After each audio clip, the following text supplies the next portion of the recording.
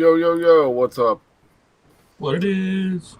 Oh, God, I can hear so much better. I changed sides. Like, this one must just be clogged up or something. Ooh, fancy. I can We got hear a so much better now. got a smaller hole to look through this week. That's what she There we said. go. Yeah, I was hoping it wasn't too horrible. I was testing it out earlier. Uh, Nice. wow. So, what's up, everybody? Happy October. It's the best month of the year.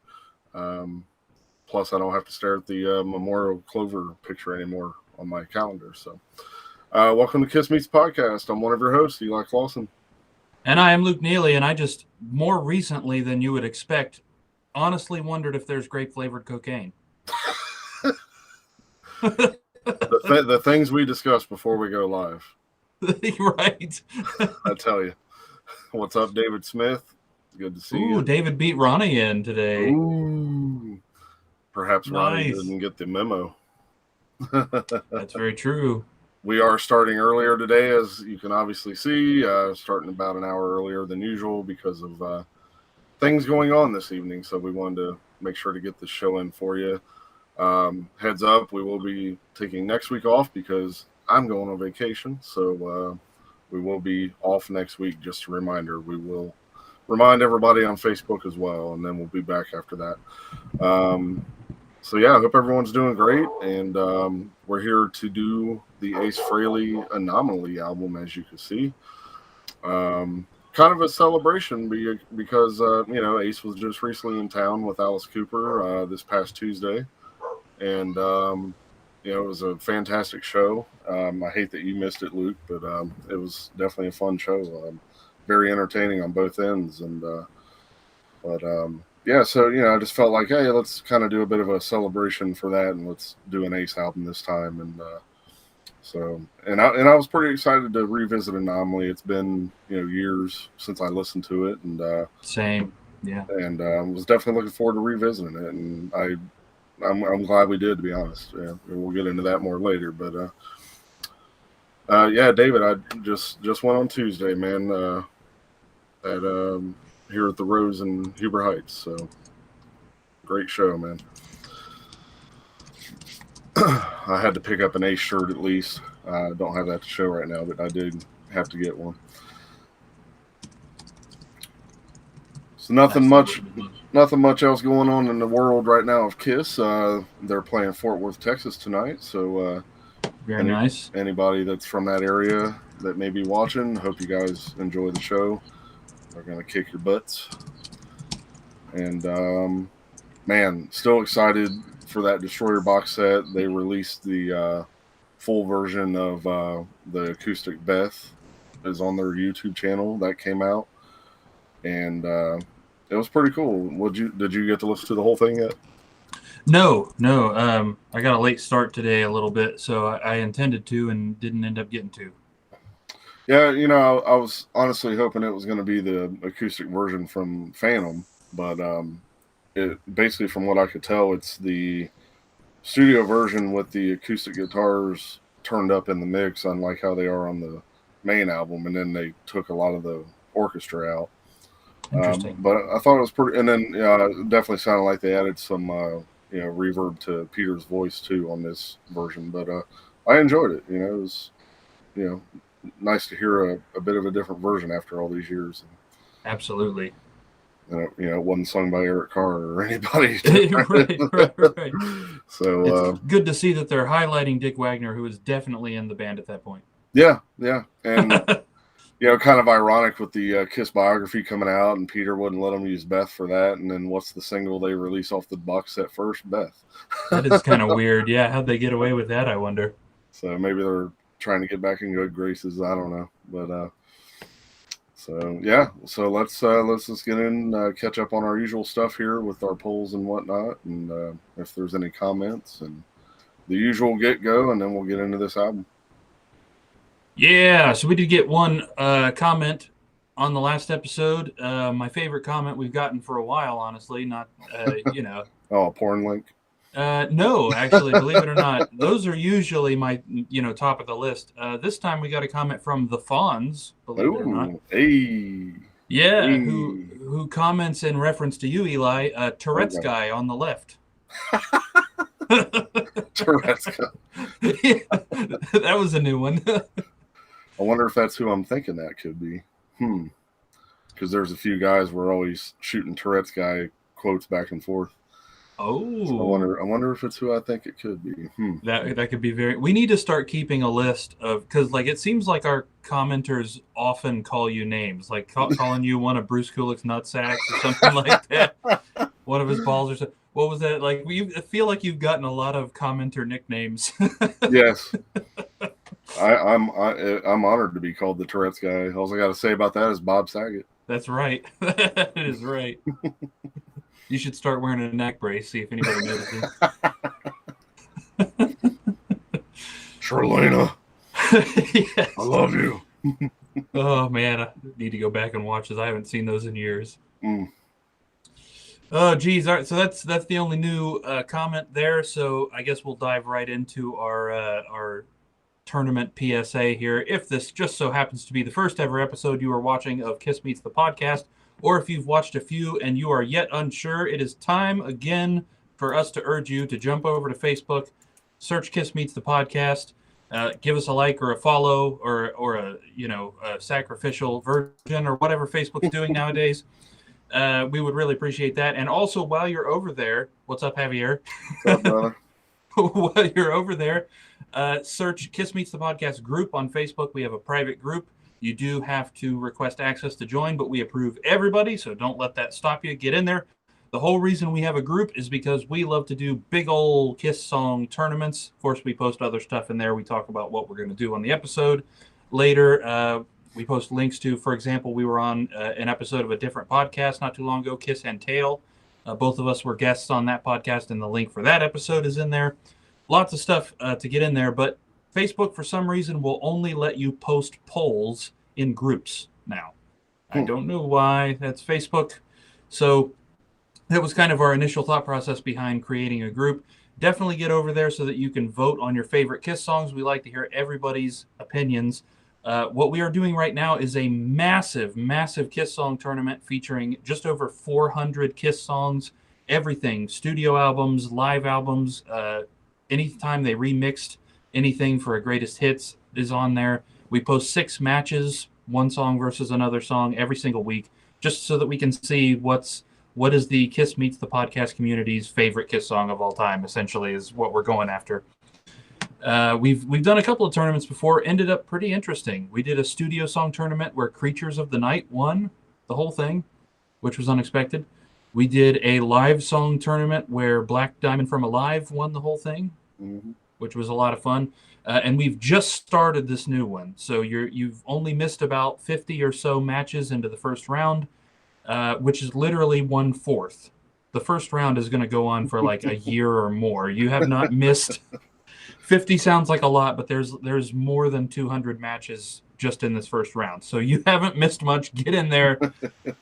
Let us know what your favorite songs are. Let's talk results.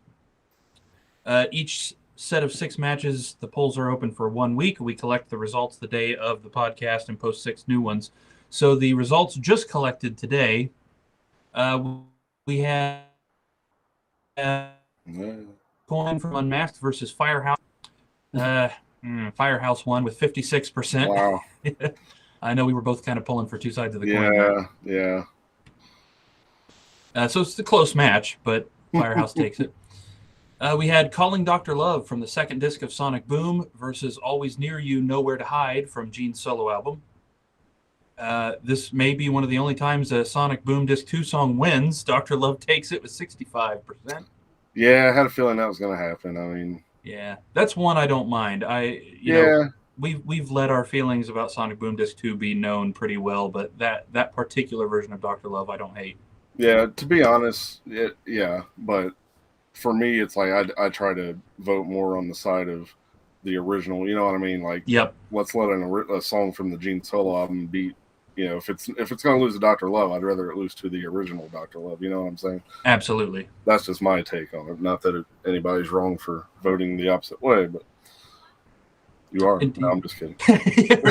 Right. We also had another pretty close match in Young and Wasted from Lick It Up versus Hard Times from Dynasty. Ooh. Yeah. Young and Wasted takes it with 58%. Okay. I mean, I would have been happy either way, to be honest. Yep. Yeah. We had Sure Know Something from Dynasty versus Detroit Rock City from the Millennium Concert. Sure Know Something pretty much sweeps that one with 76%. Nice. We also had Do You Love Me from Destroyer versus Into the Void from Psycho Circus. Now, this one surprised me, I gotta say. Do You Love Me won, which isn't the surprising part. It won with 79%. Wow. Yeah, I did not expect Into the Void to lose that badly. I totally thought that was going to be like the neck-to-neck, barely beaten. Like, I almost thought we'd have a tie or something for that. Yeah, absolutely, yeah. And then finally, as far as results go, Christine 16 from Sonic Boom Disc 2 versus Ladies Room from Alive 2. As one would expect, this was pretty much a sweep. Ladies Room takes it with 96%. One single voter on Christine 16. So props there to the one guy who had the balls to vote against everybody else. It's probably Gino. Probably, yes. So 6 new matches just posted maybe 2 hours ago right now. So if you haven't already, jump over to Kits Meets the Podcast group on Facebook so that you can vote on the following 6 matches. And don't forget, too, we absolutely love reading comments, too. So if you want to throw in a comment there on why you picked the one you picked or why you like that better than the one you didn't pick, we like to see all of that. Everything. This is really just kind of a celebration of all of us and the band that we love. So as long as nothing gets nasty, we want to see any comment. Absolutely. The 6 that you can vote on right now are Torpedo Girl from Unmasked versus Mainline from Hotter Than Hell. Yeah, that was difficult right off the bat. Move On from Paul's solo album versus Love Gun from Love Gun. Do You Love Me from Sonic Boom Disc 2 versus Hold Me, Touch Me from Paul's solo album. I really wasn't sure which way to vote on that one, honestly. I totally contradicted what I said earlier because I believe I did vote against Hold Me, Touch Me because I'm like, okay, come on. Yeah. No, it's not going to win. Me too, yeah. Stand from Sonic Boom versus Firehouse from Double Platinum. See, and I'm sure Firehouse is going to take it, man, but I really want Stan to pull it off. Right. Yep, I definitely voted. Stand is not one of my favorites from Sonic Boom, but I hate everything they did to Double Platinum so much that I voted against it. We also have the studio version of Calling Dr. Love from Rock and Roll Over versus 100,000 Years from the Millennium Concert. And finally... That's more fair. Yep. Finally, Hotter Than Hell from Alive versus I Want You from Rock and Roll Over. There's some good ones this week. Yeah. So again, even though we're going to be gone next week, there will be the new round of polls going up. So make sure you stay posted to that. And like Luke mentioned earlier, Kiss and Tail, make sure to check them guys out. Catch that episode that Luke and I were on a few weeks ago. If I'm not mistaken, you're going back on next Saturday, correct?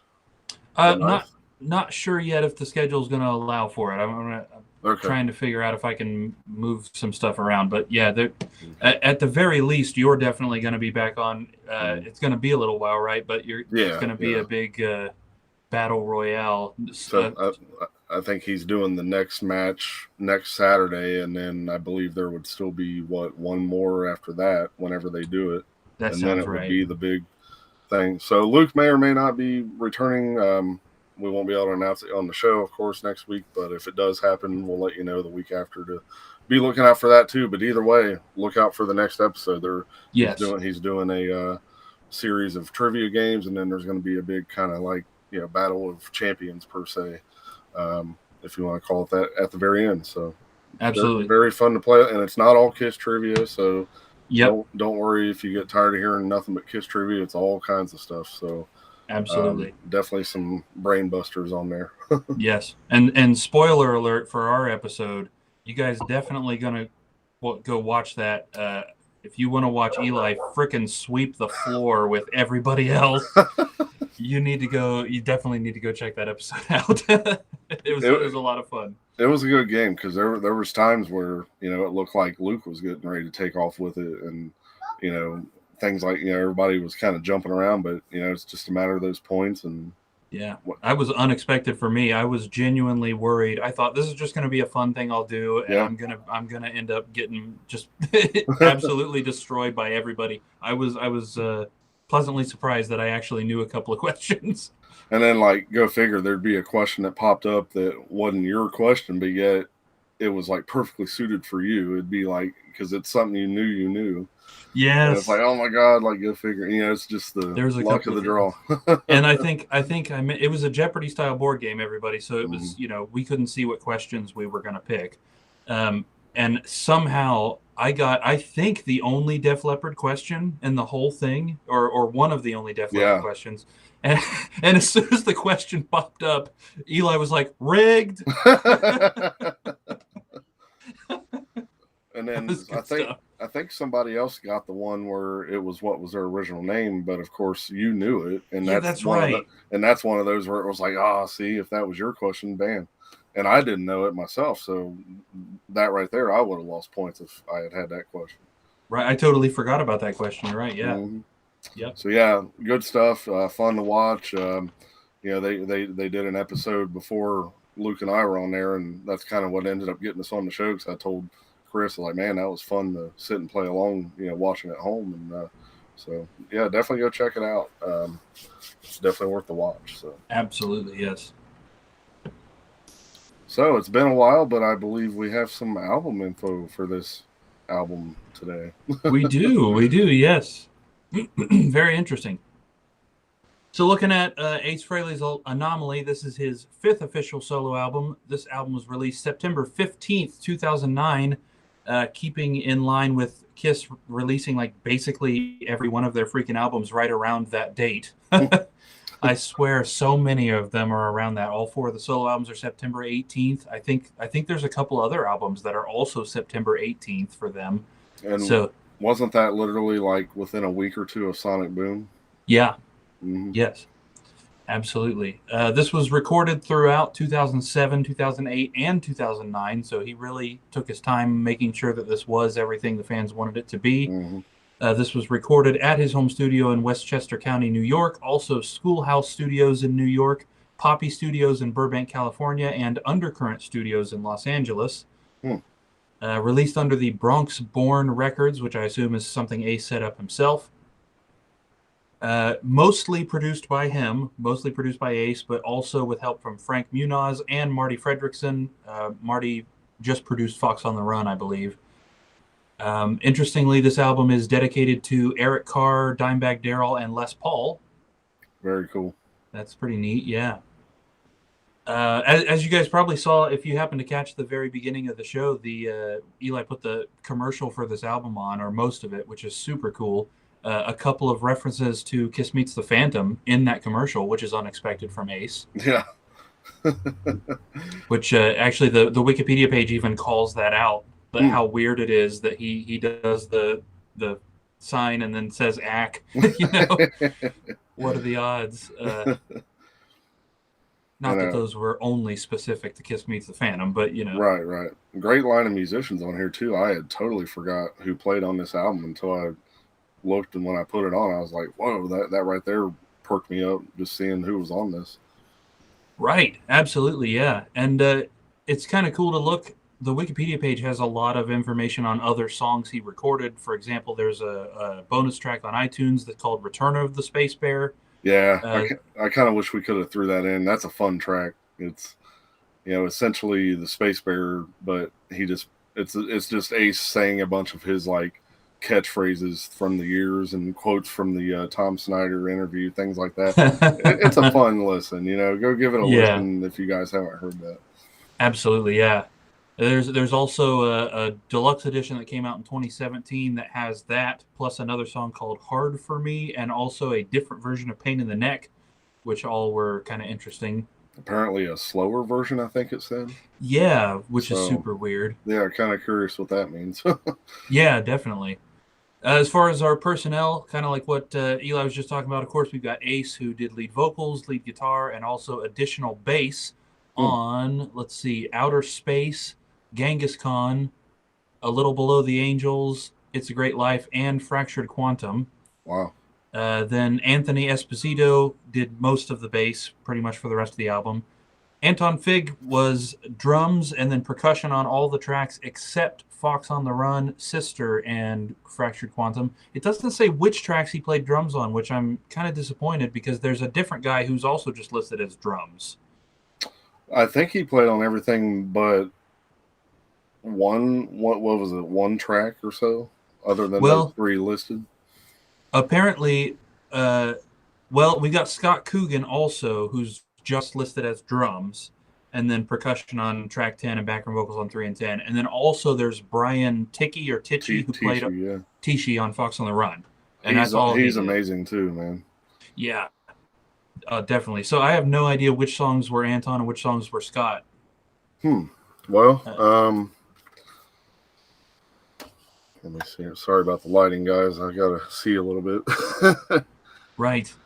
According to the liner notes on the inside of the album, Anton's on Foxy and Free, Outer Space, Pain in the Neck, Genghis Khan, Too Many Faces, Change the World, Space Bear, Little Below the Angels, It's a Great Life, and that's it. And then let's see here. I can't believe that wasn't him on Sister. That's crazy. Yeah. Brian Tichy is on Fox on the Run, and I believe that's the only track. Right. Oh, you know what this also says? I just missed this. Apparently that Marty Fredrickson is drumming on Fractured Quantum. Yes. Interesting. Drums, percussion, and strings. Yeah. And then you said, what's his name? Scott Coogan. Scott Coogan is on Sister. And where is it? That's it. Wow, Sister has got some of the coolest drums on the whole album. I'm a little disappointed that's not Anton. So yeah, I mean, so Marty, Scott, and Brian only play on one track each, and then Anton's on everything else. That's cool still. And then we've also got Derek Hawkins, who played rhythm guitar on Outer Space, looks like. But Tichy played for Ozzy at one time, and I remember on the Freedom to Rock tour at another center, I can't think of the name of the band now, but it was that band that John Corabi has, and they opened up. And Brian Tichy was the drummer of that, and man, he put on one hell of a show, man. Nice. Great drummer. Yeah, definitely. I really like the sound of his drums on Fox on the Run, too. Yeah. I noted that the drums sound a little different on that one than anywhere else on the album, and I liked it a lot. Yep. If anybody in the chat remembers the name of that band, please remind me. I totally forget what they were called now. Looks like this got up to number 27 on the Billboard 200 charts. Nice. Not seeing any singles, at least that Wikipedia put out there. Yeah, I think Outer Space was the only single per se. Right. I don't think he even did a music video for it, but obviously it was in the promo, and they even released that song on the Rock Band video game. So I would consider that the single out of everything. Yeah. I don't think anything else really got any attention, unfortunately. But right on. Yeah, that's the only one other than Fox on the Run that I recognized. I remember having heard it before. Yeah, Dead Daisies. Thank you, David. Awesome. That's right. Yeah, but they were a great band. I can't remember who else was in there now except for Corabi and Brian Tichy, but yeah, it was a good show. And there's Ronnie. Hey, what's up, buddy? Yeah. Yeah, sorry, man. We wasn't sure if you saw the note that we were starting earlier today, so glad to see you, man. All right, well, let's get into this thing here. And so we start off the album with the song Foxy and Free. This one was my number 7. I thought this was a pretty cool opener for the album, and it was definitely giving me vibes of the '78 solo album. It sounded like something that could fit on there, and thankfully, like this was really the only song that did give me that vibe. Thankfully everything else on here felt different enough to me, but in a good way. And but this was a good start to the album. Nice refresher. Like I said, it's been I don't know how many years since I've listened to this album, and it was definitely a good way to start it off. Just good, straightforward rocker, all that good stuff about it. And I think I thought the production sounded pretty well. The drums, you could definitely feel that kick drum, and Anton doing his thing as usual. So Absolutely agreed. Yeah, this is another album I actually remember coming out. I remember Dad went out and bought it, probably because it was right around the time of Sonic Boom. yeah. I always remember that the CD case folded up into that pyramid, which was so neat. Oh, did it? Yeah, I never knew that. We've got that around here somewhere. I don't remember Wow. where now, but yeah, it was really neat. Huh. I never knew that. I'm sure I listened to it at the time, but I wasn't sure if I was going to remember anything. Like I said, I remembered Outer Space and Fox on the Run, but yeah, I put Foxy and Free at number 5 for me. Definitely a cool way to start the album. I also noted the production's pretty good, just right off the bat. The drums are huge and reverby, which is I really like that. My sort of personal taste is for big, huge reverby drums. The guitars are like that perfect amount of heavy without being too heavy, and it just sounds like noise. Catchy groove too on this song. I like the chorus. Yeah. Only thing not big on, big surprise, Ace's vocals. Yeah, it's the standard. Right. All right, so next up we've got the like we said, basically the single here, Outer Space. My number one. This was, of course, the song that I knew the most going in before I even heard the album for the first time. Because again, thanks to the Rock Band video game, that was the first time I actually heard the song, to be honest. And I thought it was a cool song to jam along to. It definitely has a cool groove, and obviously, Ace singing about Space Ace stuff. What else would you expect? And it's just it's great. Great line to it, and knowing that Ace played the bass on it too now is pretty impressive. So I like that bass line, how it flows on the chorus and everything. And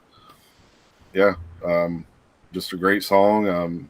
I mean, if you haven't heard this song for some reason, definitely check this one out as a start, and then keep going. So great track. Nice. I wish we had more details on stuff like that. Maybe it's just because we're nerds, but like when Wikipedia says something like additional bass on certain tracks, like what does that mean? Did he play the whole song, or did he just like he didn't like a section, so he replayed a section, or like what does that mean? That is a good point. Yeah, hard to say. Right. Somebody give us the master track so we can suss this out. Well, the master, we can get the multi-track of this song at least, because thanks to Rock Band. So that's true. I have to see if I can find that somewhere. Yeah, see if there's any sections that suddenly sound a little different. I put Outer Space at number 8. I felt like this was a strangely un-Ace-like riff, which is strange. It's not bad, but it didn't feel natural for him, like stylistically. As the song went on, it just sort of didn't hit me right more and more. I kind of just wish they had written a different riff, honestly, because the lyrics are perfect, just like you said. The cool idea for a song for Ace specifically, but I kept getting this, like, musically speaking, a Carnival of Souls vibe that didn't quite make it there. It felt something like they were intentionally trying to do something heavy, and it didn't quite hit the mark. But I can't call it a bad song. Yeah. According to the liners on the inside, it just lists Ace's bass, period. It doesn't say additional bass on that. So right on. Well, then that's probably just Wikipedia being stupid. Yeah. So, I mean, apparently he just definitely did the whole bass line there. Right on. Excuse me. So next up we have Pain in the Neck. This ended up being my number 9. I really thought the section before the solo spot is was a very different type of sound for Ace. Something I feel like I don't remember hearing on any of his albums up until here, which was cool though. It was a nice little change, and definitely enjoyed the solo on this song. It was definitely that signature style that Ace does, and maybe the most signature Ace solo on the whole album. Now that I think about it, and again, don't get me wrong, being number 9, this is still, to me, is still, because I felt like there was just so much good stuff on here this time around that it was getting a little hard to rank them, to be honest, and honestly wasn't expecting that. So yeah, love that heavy riff under the chorus too, during that section, and yeah, it was just a good old rocker, man. for sure. Yep, this was number 9 for me as well, and what a strange riff. Yeah. What a very strange riff. Now I really dug it. The song started and I'm like, oh wow, that's interesting, that's kind of cool. And then hearing it used as the chorus, I was like, yeah, I kind of take that back. I don't like it as a chorus. I like that as a riff on its own, but not something I would have tried to sing over personally. And yeah, the chorus is honestly just the least catchy part. But that middle part, I noted that middle, suddenly it's like a lighter section. Yeah. It's one of the best left turns on the whole album, because you don't see it coming, and it's really cool. Here's a little bonus for everybody before we move on. Here's a little video clip of Ace recording the said solo as mentioned in this song. Ooh.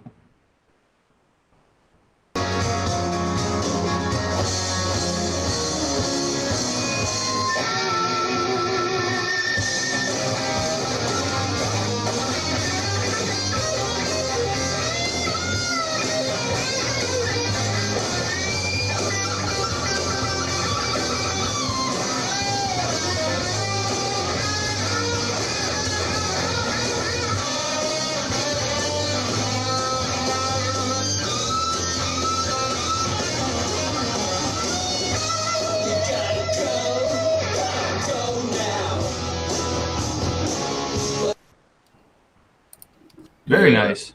Very cool. Yeah. I didn't know footage of that existed. That's cool. Yeah, I stumbled across it on YouTube when I was looking for that Anomaly commercial. I was like, oh, very cool. Yeah. All right. Next we have Fox on the Run. This, of course, was a cover by the band Sweet, or sometimes called The Sweet. Number 4, man, it is. I was so glad that Ace finally did this song. Because when I first heard Fox on the Run, I swore it was Ace the first time I ever heard it. I mean, the guy's vocals sounded so spot on, like Ace did at that same time frame, and it was just one of the things. It was like, why hasn't Ace ever done this? You figured he would have done it by now, especially with all the albums we got, before this, and thank God he finally did it. And the only thing I got to say is, again, yeah, his voice is a bit different here compared to what it was, in the 70s, or even the Frehley's Comet. So, that's the only kind of downside, is I wish he would have done it during that time frame when he still had the kind of higher voice, because it definitely would have matched the original that much better. But still, great. It was a song that was meant to be done by Ace, and I'm glad that he finally did it one way or another. I like the little taste that they put on there, as far as putting their own little feel and things, and just making it an Ace style song, and just fantastic cover. If he didn't do it on this album, he would have definitely put it on one of those Origins albums. I'm sure it was just one of them things that it was meant to happen. It was just a matter of when, and thankfully we finally got it here. Yeah, definitely agreed. Number 3 for me, just such a catchy song. Mm-hmm. That chorus is maybe the catchiest part of the whole album. You walk away from this album singing that Fox on the Run. Such a cool thing. And then my other note, I think I brought this up once already, was the drums sound so different suddenly when this song comes in, and not in a bad way. They're a bit clearer and punchier. I assume this song was probably just recorded at a completely different time to the rest of the album, being that it's the one song produced by that Marty Fredrickson, and I think he even mixed this one, even though he didn't mix the rest of the album. So yeah, just a completely different production style, but not so different that it feels out of place either. So done the right way for sure. And probably the different drums that Tishi was using for this song too, and for sure. But yeah, I mean, definitely listen to the original too if anyone hasn't heard that. It's catchy as hell too, and even more so. Sweet had a lot of good hits. Ballroom Blitz. Yeah. I'm drawing a blank. Action. Some other good stuff. Oh man. It's like every big song they've had has been covered by another band. That's yeah. Ballroom Blitz, probably the most famous would be Wayne's World. Yeah. Wayne's girlfriend covered it in her band. Right. Camera 1, Camera 2. Next up, we have Genghis Khan. This came in at number 5. I did become familiar with this song as well in recent years. And yeah, it's really cool. I love the fact that it's, again, got that kind of different style. It's got a bit of a psych feel to it, and then somewhat of a proggy feel in there too. And I've always said, like, I wish Ace would do an album with these kind of songs, as a whole. Kind of that mixed with the Fractured type of stuff. I would love to see an album of this kind of stuff, and he can obviously do it. And yeah, just a very cool, just kind of almost trippy, laid back sort of song, and it's got a real good vibe to it. It's very, very good track. I enjoy it. Yeah, this is actually my number 1. Nice. I gotta tell you, this was. I enjoy Ace albums. Anybody who's watched the podcast for a long time knows that I'm not a big Ace fan generally. I don't hate him or anything, but I always enjoy Ace albums. But this was the one time where the whole track, I'm sitting here with my eyes open wide, completely paying attention to every note I'm hearing and thinking, I might listen to this recreationally again later. Yeah. I never feel that way about Ace stuff. So a cool acoustic intro. I think at that time, as I was listening to it, I noted this may be the coolest part of the album so far. Just hearing that acoustic intro. Oh yeah. I love the huge reverby drums when the drums come in. Again, that production just suiting it. The acoustic coming back in later to double the distortion, giving me huge 78 solo album vibes. Man, the vocals are cool as far as Ace vocals go. Didn't expect to hear big harmonies anywhere on the album. Unexpected melodies, changes, playing with weird feels within 4/4 time. I loved every minute of that song. It took me absolutely by surprise to hear a song on this album that I was like, holy crap, that's cool. Yeah, it's funny because I was actually genuinely curious what you were going to think about this song, and that's awesome. It's weird. Yeah. I wasn't sure because I saw the song title and I thought this has a lot of potential to be stupid. Yeah. But then, no, that was well, it's that and that Mongolian tie-in since you're Mongolian. That's what it is. Yeah. Ronnie, yeah, I'll have to check that song out by the Joe Perry Project. Who knows? Maybe Ace will do that on the next Origins. I believe he's doing another one. What's up, Carolina? What'd you do? Moved to Australia or something? You're calling us mates? We are doing Ace Frehley's Anomaly album today, man. So I think we're only on like track 5 or so right now, 4 or 5. So seems like it. Get your votes in if you got them, man. All right, moving on up. We have Too Many Faces. This one was number 10. This one was kind of more laid back, if you will, but still rocks though. This one was kind of putting me in the mind of like a little bit of humble pie mixed with like just a smidgen of vanilla fudge, and it just kind of had that cool 70s vibe to it, and not like the Kiss 70s vibe, but just that cool 70s classic rock type style that that I'm definitely a big fan of. So Yeah, so this one was definitely farther down the list, but still not a bad listen though. It wasn't a bad song. Yeah. This one ended up being number 4 for me. I got to tell you, one of the things I appreciate this album is that Ace wasn't afraid to kind of go out of the wheelhouse, and not that whenever he did, it was a knock it out of the park kind of Yeah, situation, but he really didn't stick to the obvious heavy rock that we would have expected from him. And this song, like you were saying, is a perfect example of that. I really liked the feel. I liked the guitar tone.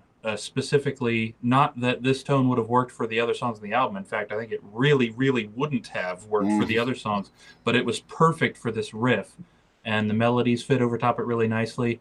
I feel like this song could have had a few more parts. I think it repeated stuff a little bit too often, but other than that, it was one that again kind of took me by surprise. I liked it so much. Very cool, nice. Next up, we have "Change the World." Um, this one ended up being number 11, and that was kind of begrudgingly, man, because I wanted this. I was actually going to rank this lower and or higher, however you want to word it, but just kind of got edged out by some of this other stuff. But this was, probably just one of the closest things we'll ever get to a ballad from Ace for the most part. Um, and then obviously the message of this song is was so cool to hear, and it just hearing it today and the time we're living in now, the way the world is now that we're in compared to even 2009 when this came out, it just rings so much truer today. It's just like I was really listening to to the song, and woke up today and wanted to change the world, or however the words go. That was a cool line there. So yeah, like I said, I hated putting it this low, but it just kind of unfortunately came that way. But I did enjoy this song. Yeah, this one was dead last for me. This Mm. is the only one on the album that I really struggled with. Honestly, I did not like this one. And honestly, it wasn't so much that it was a bad song, so much as it was production choices that really bothered me. The song felt so flat. The verses feel like they should be lighter. The vocals and the lyrics are themed lighter. What he's talking about suggests something a little more ballady, but the production still has those drums and guitars just smacking you in the face. Yeah, And I was like, and then the chorus hits, and there's no dynamic change at all. The chorus should be this big, it opens up, and it's this big important thing. And it was nothing. So it just made it feel flat.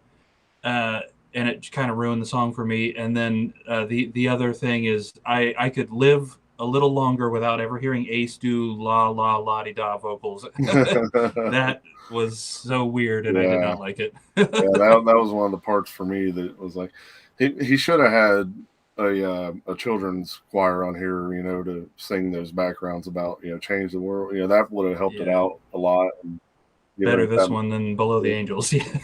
yeah. um, let's see. Next we have Space Bear, number 8 for me. Good old straightforward balls of the wall. This one is a all instrumental track as well. But yeah, I like the idea about it. The Space Bear, and then it's just you get your beautiful epic instrumentals with the fractured stuff, but now we get one that's more just on the rock side of things, and Space Bear is it. And like we said at the top, if you haven't listened to Return of the Space Bear, which is that bonus track, please go listen. It's such a fun, entertaining listen. Just Ace doing his usual, quotes and stuff from the Tomorrow Show, and just things like that. So it's a cool listen. You get Ace's laugh in there and all that too. So, Nice. hey I, Javier, man, glad you was able to stop in for a little bit. I don't. Hopefully, maybe you can catch a little bit once you get home. But otherwise, we'll see you next time, brother. Be safe. Indeed, good to see you. Space Um, Bear. Oh, go yeah, ahead. I think I was done anyway. All right, right on. Right. The Space Bear was 10 for me. Honestly, I kind of wish they had just put Return of the Space Bear on here. Yeah. Um, this is one, and it does hurt my feelings a little bit to put it so low. The riff is so similar to I'm an Animal. I didn't And catch that. and also about 100 other Kiss riffs. Like, it's similar to God of Thunder. It's this is why it's low for me. As much as I enjoyed the kind of, like you were saying, the heavy balls to the wall, it's still solid, but I was having trouble paying attention to it. It just felt a bit old and recycled and obvious. Yeah, there was something that riff was trying to remind me of too, and I just could not pinpoint it.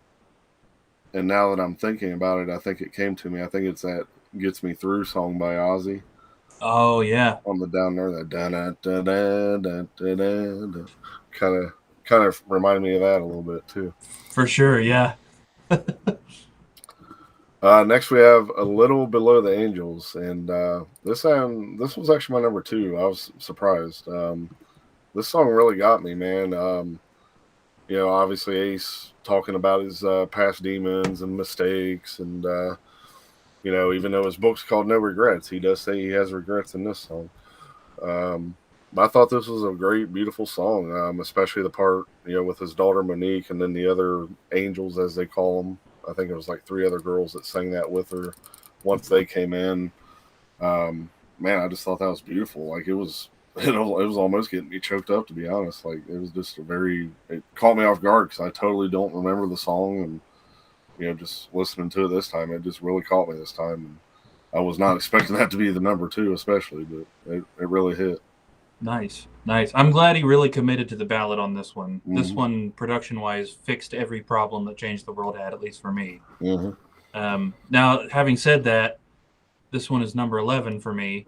I liked the song, but like the speaking part, I didn't care for it. It like thematically it worked. Same thing with the female child choir and stuff, but it just it didn't hit me right the way it was in there.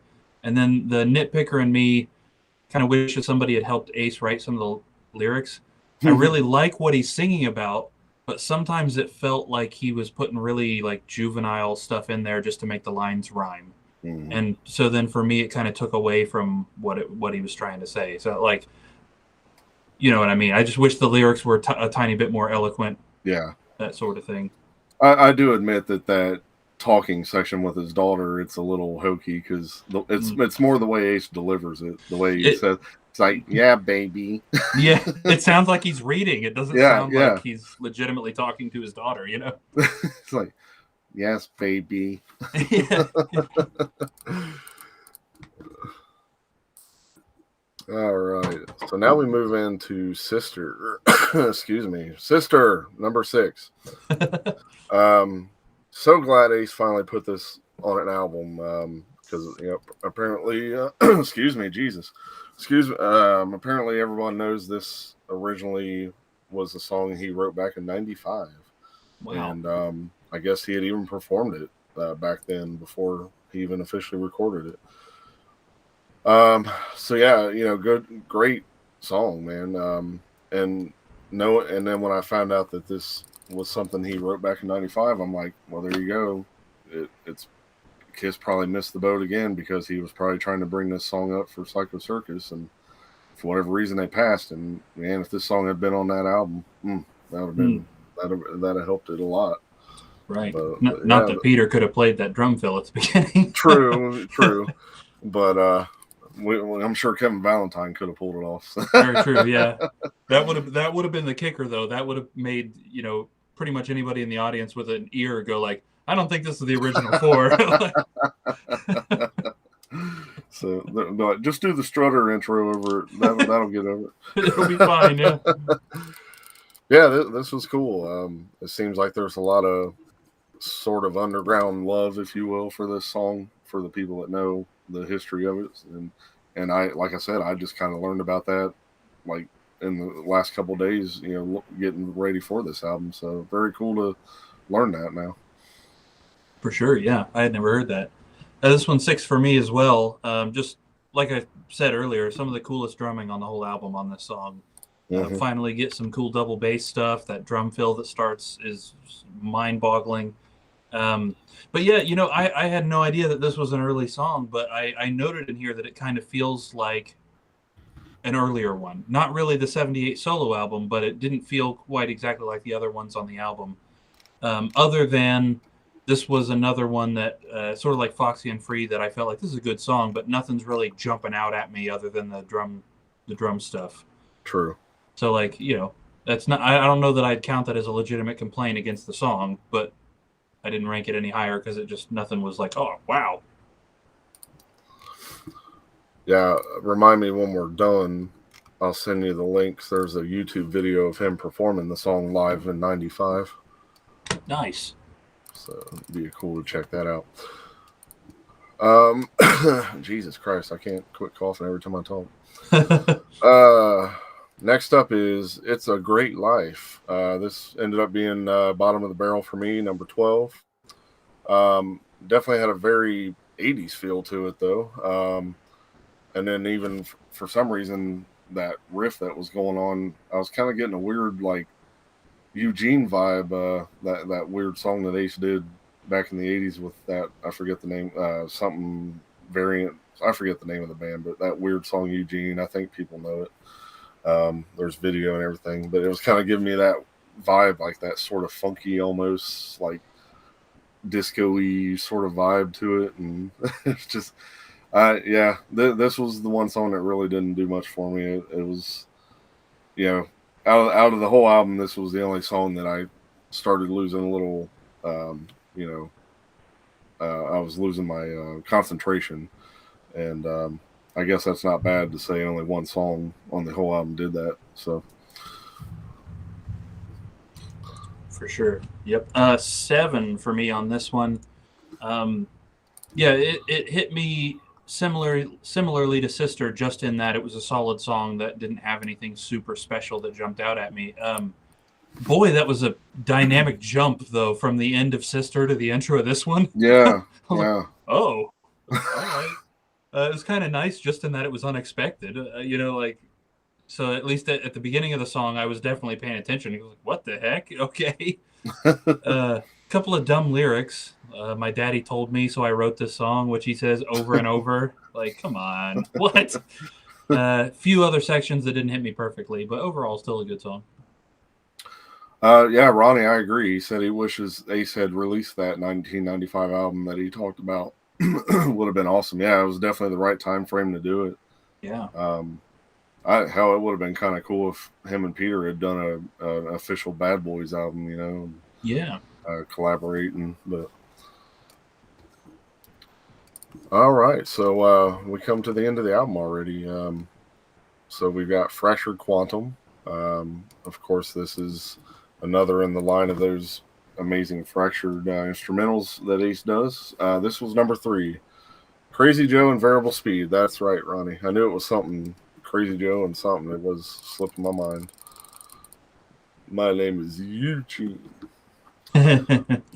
Yeah, Fractured Quantum, number 3 for me. Another, like I said, another amazing instrumental epic in the Fractured line.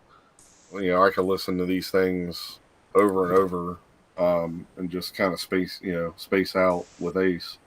They just definitely put you in that kind of relaxed mood, and you kind of, you just kind of feel calm at the time when you're listening to it, and just great pieces of music. And like I said before, and say it again, I wish he would do an album just full of this stuff mixed with a little bit of that Genghis Khan type stuff. I think that would be one of the ultimate Ace albums, period. But yeah, so obviously a great ender to the album, and keeping in that tradition that Ace does with those. So.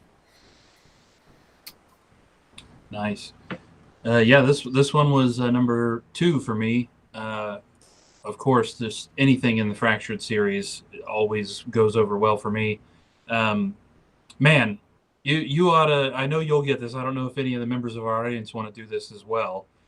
Jump right to the beat where the actual beginning of Fractured Quantum is, when the guitar comes in, and the tone and the riff of that acoustic guitar reminds me so much of our version of Biogenesis song Angel. Oh my God, yeah. Yeah, as soon as it started, I was almost like, whoa, that sounds like the same guitar, and like the riff it's not anywhere near the same, but it's similar.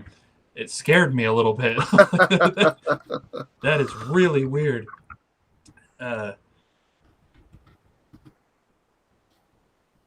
Yeah, just this is another worthy instrumental in the Fractured catalog. You know, I'm maybe just a tiny bit disappointed that it doesn't have any like musical tie-ins with the Fractured Mirror stuff musically, but still really good song. Having that mix of acoustic and electric guitar is like a signature for Ace, and Mhm. ending the album with it too. Uh, very happy to have another one. Absolutely. John Regan was the bass player in that band as Frehley. Yeah. Mm-hmm. Nice.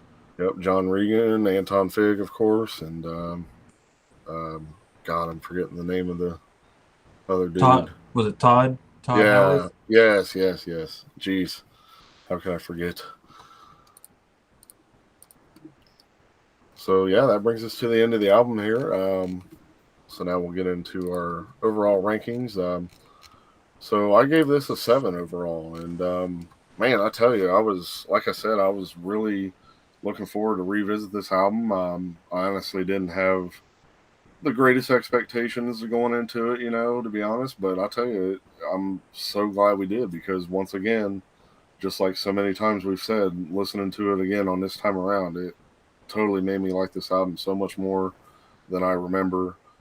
So many more songs that I like now that I'm definitely going to throw on the phone that I didn't put on there before. That I'm like, what was I thinking? Um, Right. I mean, yeah, just so many good ones. And I just love how as with most Ace albums, every song, you kind of feel like you're getting a mix of different stuff with the whole album. Everything doesn't sound the same, and that's what I like about Ace's albums a lot. It's a fun journey listening to the albums as a whole because you just don't know what's coming next and what's going to happen during a song, and that definitely happens on this album. Um, again, I thought the production was pretty cool, as far, especially the drum sound. It was Anton's drums. To me sounded just it was almost like hearing the Dynasty and Unmasked drums again, just a little more modernized as far as the way the kick drum was hitting and everything, and um, you know, great stuff on here. You know, Ace did a great job on the bass stuff, and Brian Tichy and all those guys. Everything was just a great adventure, and again, um, highly recommend check out the bonus version with the bonus tracks. Those are great listens too, and you know, definitely give this album a listen if you haven't. If you did, because I know we had a few people that when we announced this album, a few people honestly were not too thrilled about the album from what they were saying. And Right. hey, I urge you guys. I don't know how many times you listen to it, but man, give it another shot. Maybe it'll change your mind this time. I'm not here to tell you how to think or how to like your music, but man, just give it a shot. If anything, that's all I can ask. So great listen. Yeah. Yep.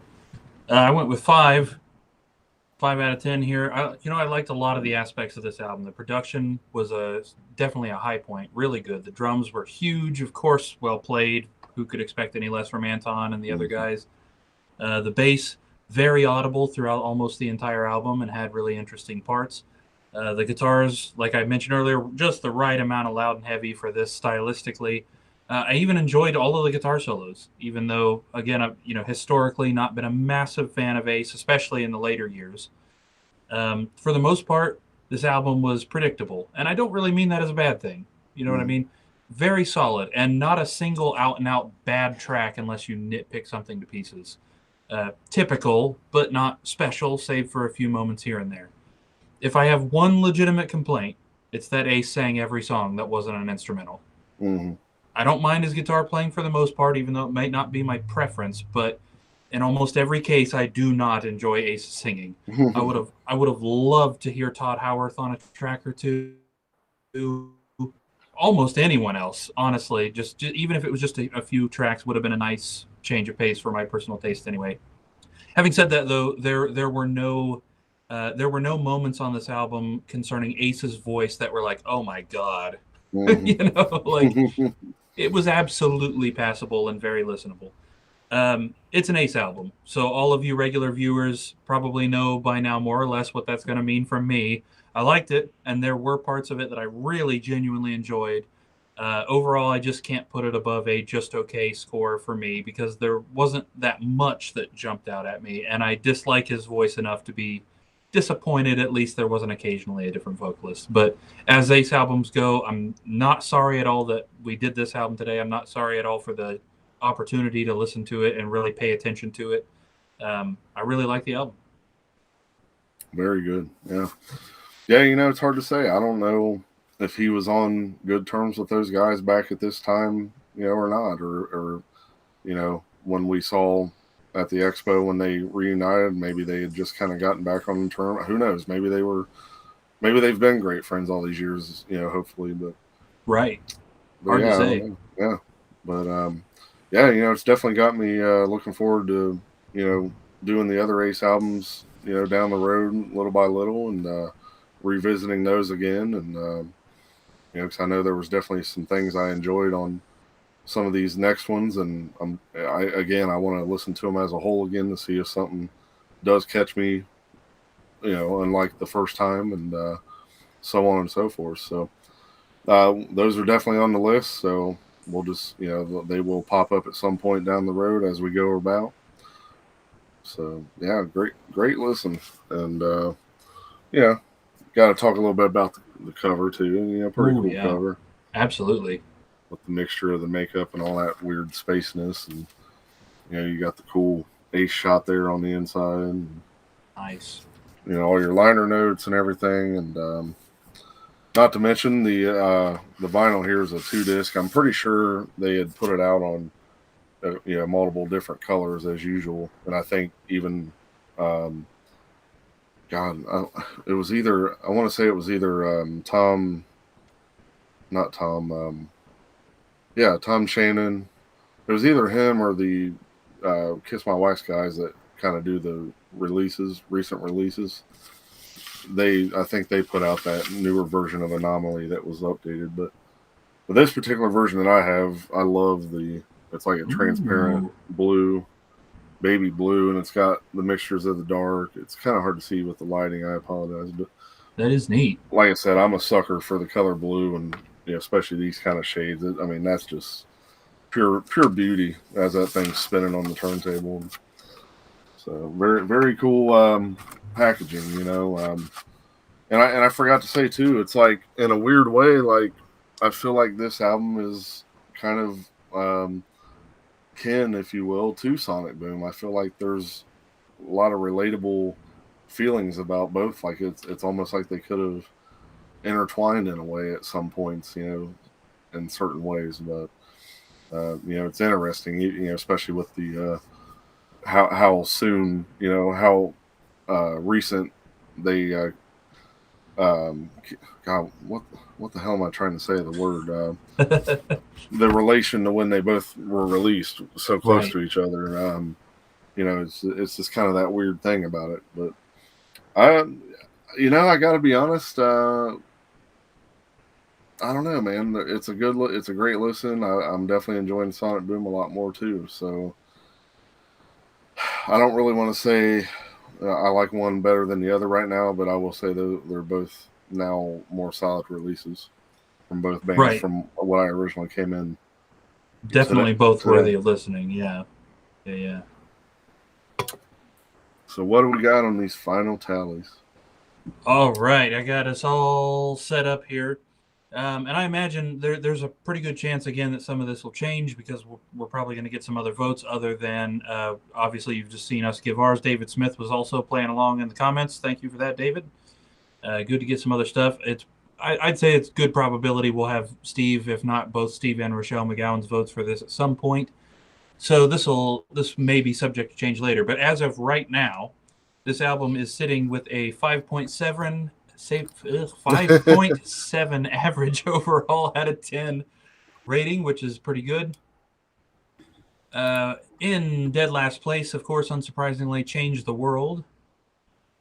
In 11th place, It's a Great Life.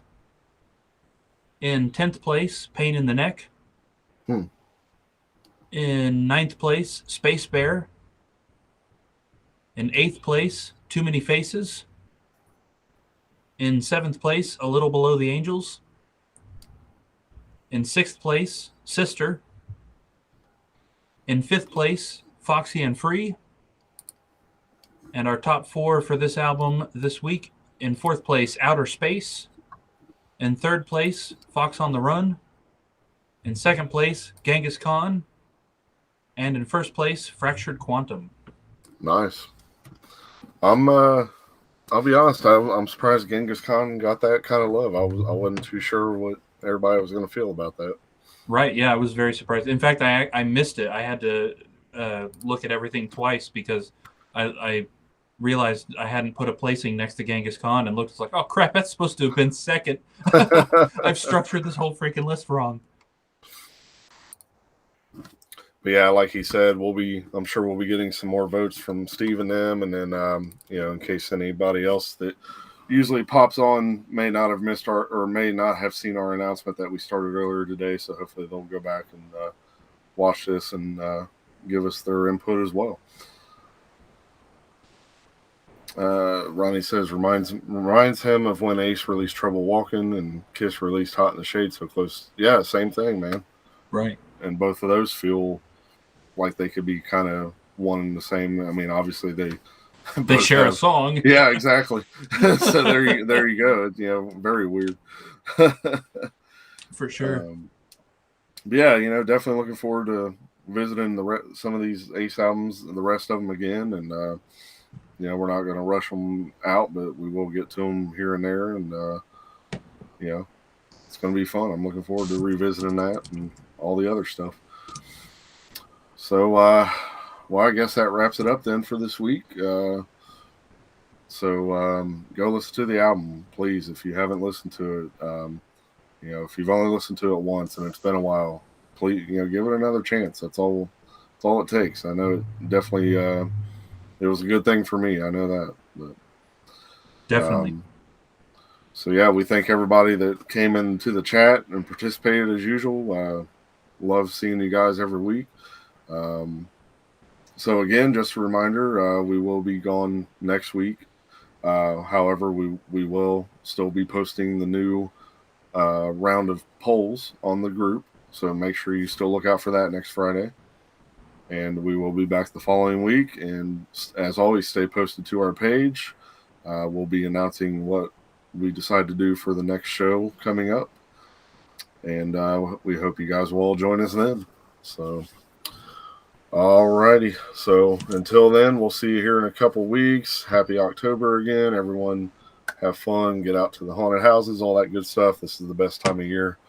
So yeah, can't wait. Love the fall. So, all right, guys, we'll see you soon and take care.